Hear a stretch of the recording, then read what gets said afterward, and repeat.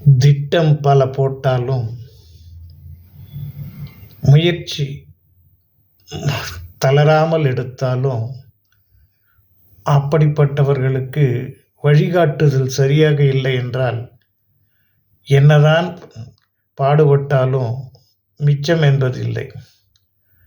அத்தோடு தன்னோடு சேர்ந்தவர்களுடைய சுபாவங்களும் நமக்கு ஒட்டி கொண்டு விட்டால் அந்த சுபாவத்தினாலே கூடா நட்பு, தேடாத வம்பு இவையெல்லாம் சேர்ந்து அந்த மனிதரை பாதிக்க வைத்துவிடும்.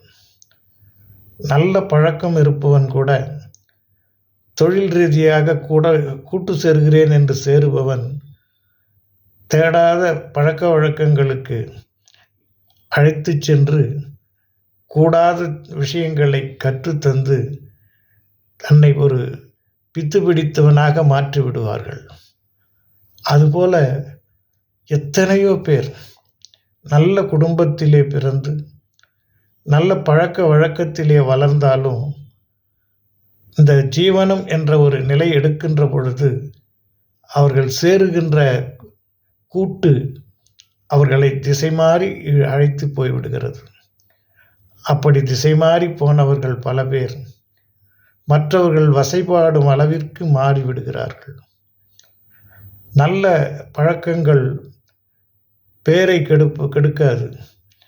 ஆனால் தீய பழக்கங்கள் தன் மீது உள்ள நம்பிக்கையை தளர்த்துவிடும்.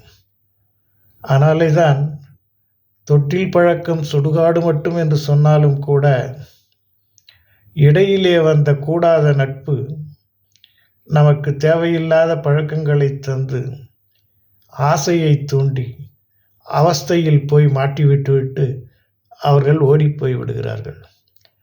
இதை ஒவ்வொருவரும் சிந்தித்து செயல்பட வேண்டிய ஒரு விஷயம். வாழ்க்கை ஒரு பயணம். வாழ்க்கை என்பது இப்பிறவியிலே நாம் பிறந்ததற்கான ஒரு அறிகுறி. அதிலே நாம் அடைவது ஆனந்தமாக இருக்க வேண்டுமே தவிர மற்றவர்களை நொந்து வாழக்கூடாது, சார்ந்து வாழக்கூடாது. இதை ஒவ்வொருவரும் சிந்தித்து செயல்பட வேண்டும். எல்லாம் இன்பமயம், எப்பொழுதும் இன்பமயம்.